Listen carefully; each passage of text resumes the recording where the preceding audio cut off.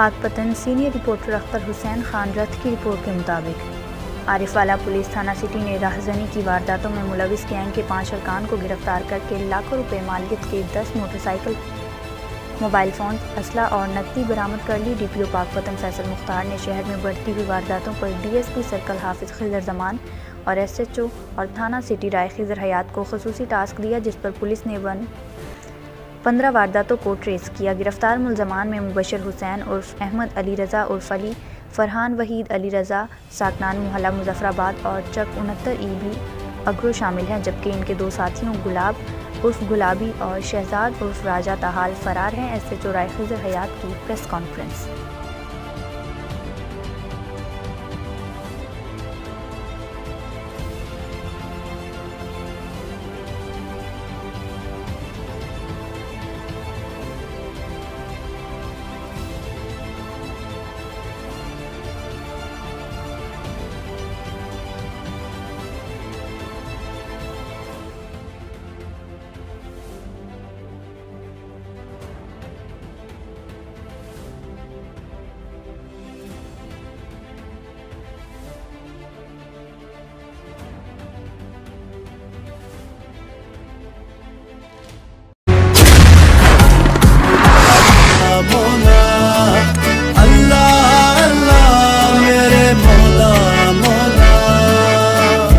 अल्लाह तू है रहमत वाला, नाम है तेरा बरकत वाला।